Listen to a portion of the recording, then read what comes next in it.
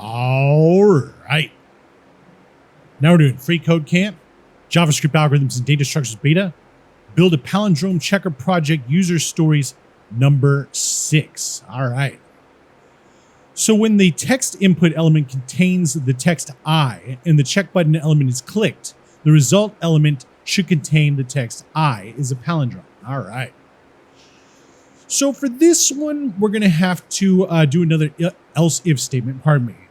So we'll do else if. All right. And so for the condition on this one, we're going to need to check if this right here, the text input dot value equals the same thing reversed. All right. So let's do a triple equal like that.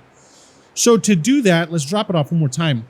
We're going to have to use the reverse method on this, like we learned in the last section or the last course. But the thing is, to get it reversed, this right now, if it's in this, is going to be a string. But to use the reverse method, we're going to have to make it an array and then reverse it. And then we're going to have to join it back together, right? So to split this thing up to make it an array, we could use the split method like we've been doing, but I don't like using that thing. I don't like it because it's just, I like splitting it. I like using the split method when it's like for split it by the commas or split it by the hyphens. But for just split it by the, just split every character into its own thing, into its own element, I like using array literals. So we're going to put text input dot value in an array and we'll say dot dot dot in front of it, right? So let me show you what this does. So let's make an array like this, and let's have a string in there, whatever, all right?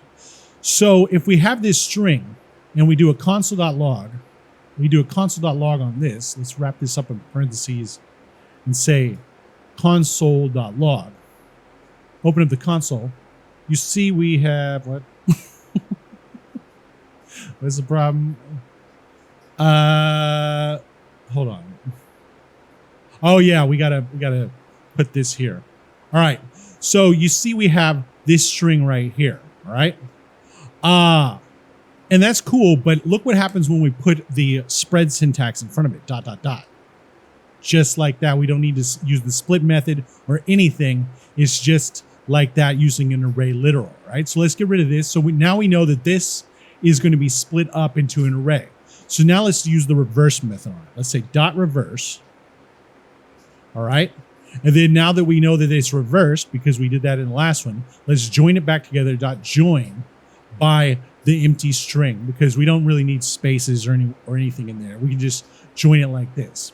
So if this equals this, what we're going to do is say the text input dot value is a palindrome. So let's just take this result right here on 9 and drop it off here on 11.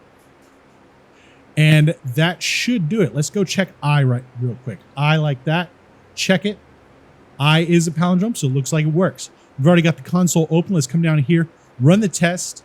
When the text input element contains the text underscore I and the check button element is clicked, the result element should contain the text underscore I is a palindrome. All right. So it looks like we're on to user stories number 7. And we'll see you next time.